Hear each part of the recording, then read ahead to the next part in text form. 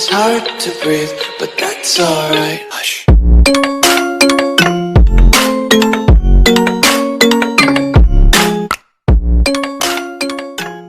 Warahmatullahi wabarakatuh. Kembali lagi ke channel IS Channel. Kali ini kita akan membahas tentang film yang berjudul Asfal yang dirilis pada tahun 2019. Film ini menceritakan tentang bencana yang terjadi di antara perbatasan Korea Selatan dan Korea Utara, yaitu meletusnya Gunung Baekdu yang merupakan gunung tertinggi yang berada di Korea Selatan dan Korea Utara. Untuk lebih lanjutnya, jangan lupa like, comment, and subscribe channel YouTube ini ya teman-teman. Sebelum melanjutkannya, jangan lupa menyiapkan diri karena akan banyak adegan-adegan yang tak terduga ke depannya. Untuk lebih lanjutnya, mari kita simak bersama. Di suatu pagi terlihat seorang wanita tengah mengecek kandungannya. Di tengah pengecekan itu tiba-tiba seorang laki-laki menelponnya dan ternyata itu suaminya yang merupakan Kapten Jo. Di tengah perbincangan mereka, tiba-tiba Kapten Jo mendengar suara reruntuhan gedung. Ternyata itu disebabkan oleh meletusnya Gunung Baekdu. Karena mengkhawatirkan istrinya, Kapten Jo pun bergegas ke rumah sakit itu. Namun sesampainya di sana, hal mengejutkan pun terjadi. Ternyata semua gedung yang berada di rumah sakit itu pun runtuh.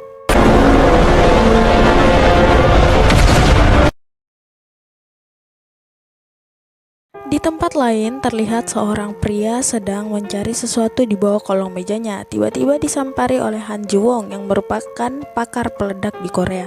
Ternyata itu adalah Robert atau Kang Bora yang merupakan pakar yang dicari-cari selama ini dalam mengatasi gunung meletus. Awalnya Kang Bora menolak ajakan Han Ji Won, namun pada akhirnya ia pun setuju untuk ikut ke sana. Setibanya di sana, ia mulai menjelaskan tentang bagaimana caranya untuk dapat mengatasi dan mencegah terjadinya letusan gunung. Di tempat lain terlihat Kapten Jo sedang diseleksi oleh komandan dan komandan mengatakan bahwa ia berhak mengikuti misi yang ada.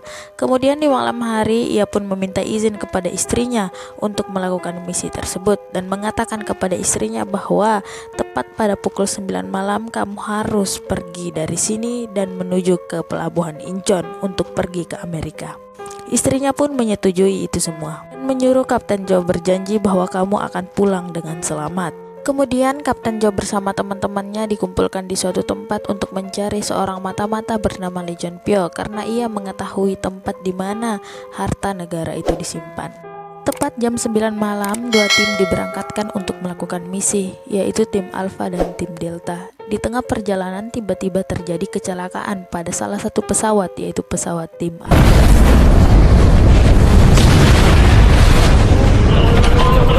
Akhirnya tim Delta pun memutuskan untuk turun ke bawah melihat apa yang terjadi. Sesampainya di bawah, mereka melihat bahwa para tentara di tim Alpha pun telah meninggal dan mereka mengambil detonator atau alat peledak tersebut untuk diselamatkan. Ketika berusaha menyelamatkan alat itu, tiba-tiba pesawat pun meledak.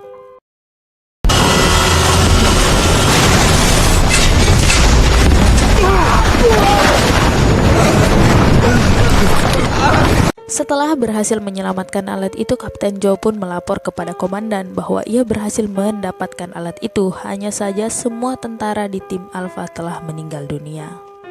Keesokan harinya, Kapten Jo bersama teman-teman mulai mencari di mana keberadaan Lee Jun Pyo. Mereka melihatnya melalui GPS. Setelah menemukan tempatnya, mereka pun masuk ke dalam. Setelah sampai di dalam, mereka pun melihat Lee Jun Pyo dan mengeluarkannya dari penjara itu.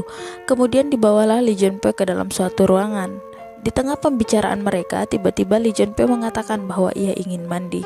Kemudian Kapten Jo pun mengizinkannya.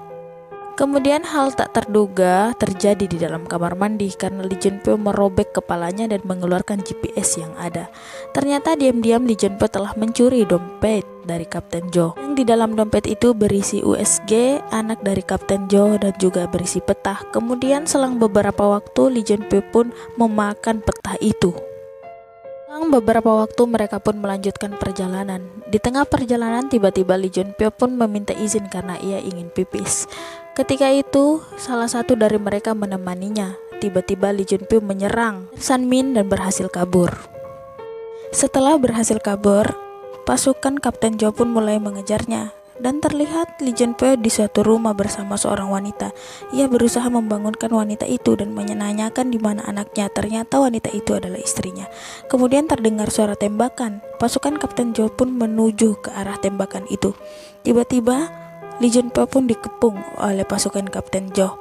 Kemudian Lee Jun Pyo memilih pergi dan tidak jadi menembak perempuan itu. Setelah berhasil menangkap Lee Jun Pyo, mereka pun mengatur strategi dan pergi ke tempat detonator itu. Kemudian sesampainya di sana, tiba-tiba mereka diserang oleh tentara Korea Utara.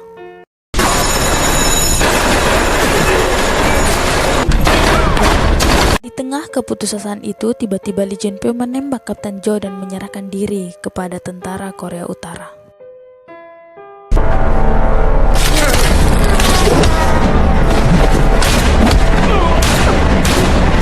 Setelah terjadi serang menyerang antara mereka dengan Korea Utara, mereka pun bergegas pergi ke detonator tersebut.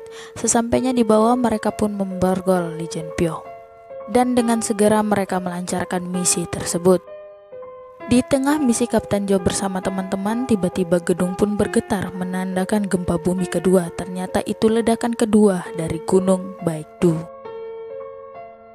Akibat dari ledakan tersebut, kota Seoul pun hancur dikarenakan air laut naik setinggi 4 km sehingga menghancurkan sebagian dari kota Seoul. Di tempat lain terlihat Lee Jun Pyo berteriak bahwasanya terjadi gempa bumi, namun Kapten Jo terus melakukan misinya hingga Lee Jun Pyo pun terlepas dari borgol tersebut. Ia pun naik ke atas. Namun hal yang tidak diinginkan terjadi. Dalam melaksanakan misinya tiba-tiba terjadi suatu kendala sehingga Kapten Jo bersama teman-teman mengambil jalan pintas. Setelah berhasil mereka membawa detonator itu, namun ketika melihat lift itu sudah tidak ada. Di saat yang kritis, entah apa gerangan, tiba-tiba Lee Jun Pyo membawa kembali lift itu dengan tangan yang sedang diborgol. Kemudian mereka pun berlari sangat kencang karena adanya ledakan-ledakan dan gempa bumi yang menyusul. Di tempat lain terlihat Robert dan Han Ji Won tengah berbincang. Robert mengatakan kepada Han Ji Won bahwa saya salah merencanakannya kemarin. Ternyata tempatnya bukan di tambang nomor 7 melainkan nomor 9. Akhirnya mereka pun merubah rencananya. Namun di tempat lain terlihat Kapten Jo tengah mengarahkan senjatanya kepada Lee Jun Pyo. Di tengah perdebatan itu tiba-tiba mereka diserang.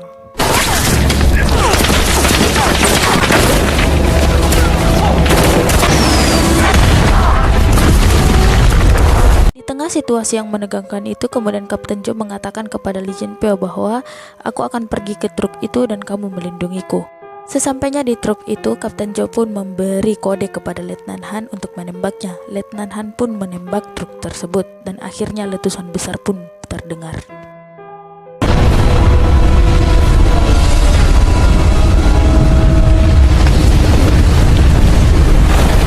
Setelah kejadian itu, Lee Jun Pyo pun menjemput Kapten Jo dan menyuruhnya naik ke atas mobil. Setelah sampai di atas mobil, ia pun menembak Kapten Jo menggunakan senjata listrik hingga Kapten Jo pun pingsan. Di tempat lain terlihat tentara Amerika Serikat mengambil alih misi yang ada. Kemudian Robert pun dipulangkan ke Amerika Serikat.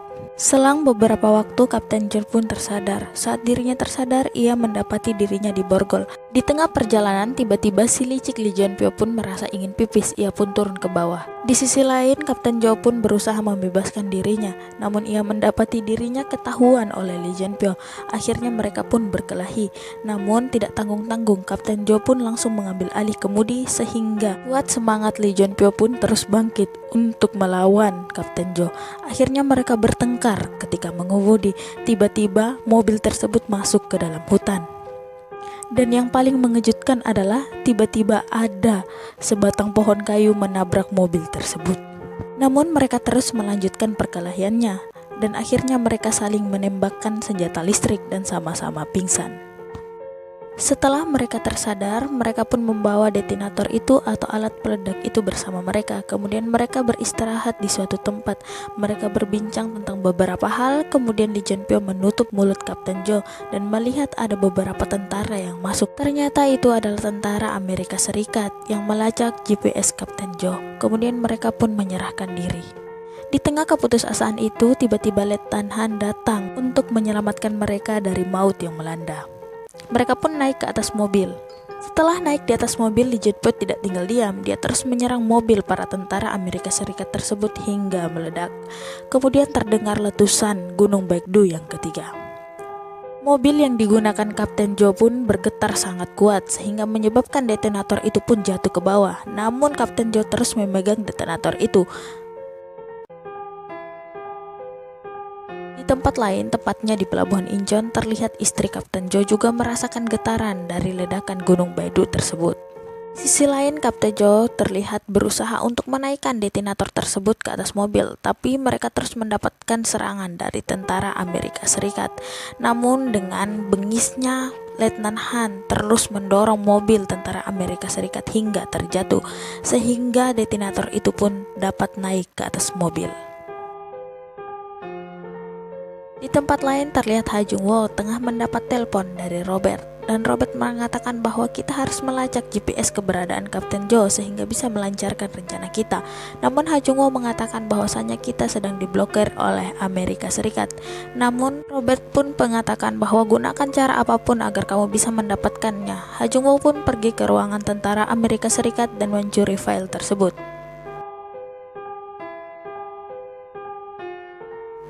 Setelah berhasil mencurinya, ia pun bergegas menemui Robert. Di tempat lain terlihat Lee Jun Pyo, Letnan Han, dan Kapten Jo sedang membawa detonator tersebut. Ketika di atas mobil mereka saling menodongkan senjata. Namun kemudian setelah sampai di persimpangan, Lee Jun Pyo pun memilih untuk mengalah dan pergi ke Putian. Sedangkan Kapten Jo terus melanjutkan misinya ke tambang nomor 9. Di tengah perjalanan tiba-tiba ia mendapatkan telepon dari istrinya. Istrinya mengatakan, "Mengapa kau membohongiku? Katanya kau ingin pensiun sedangkan kau sedang melancarkan misi." Kapten Jo pun meminta maaf. Tiba-tiba Han Ji Won berkata, "Kenapa tentara Amerika Serikat ke Putian sedangkan kamu ke tambang nomor 9? Kemudian Robert juga mengatakan bahwa terjadi perubahan rencana, kamu seharusnya ke tambang nomor 7 bukan nomor 9. Kemudian tanpa berpikir panjang, Kapten Jo pun langsung memutar balik mobilnya untuk menyelamatkan Lee Jun Pyo yang berada di Putian yang sedang menemui anaknya. Saat sedang mengobrol dengan anaknya, tiba-tiba segerombolan preman dari Tiongkok pun datang dan menyerang Lee Jun Pyo serta menembakkan tembakan kepada Lee Jun Pyo sehingga anaknya pun terkejut. Di tengah keterdesakan Lee Jun Pyo, Kapten Jo pun datang membawa detonator tersebut. Kemudian Kapten Jo menyuruh ketua kelompok dari Tiongkok untuk memeriksa detonator tersebut. Ketika diperiksa, tiba-tiba mereka mengetahui bahwa detonator tersebut telah dinyalakan timernya. Akhirnya komandan Amerika menyuruh prajuritnya mundur dan para gerombolan Tiongkok pun ikut mundur. Setelah kejadian itu, Lee Jun Pyo dan Kapten Jo pun bergegas pergi ke Gunung Baekdu tersebut. Ketika sesampainya di sana, mereka diserang oleh magma.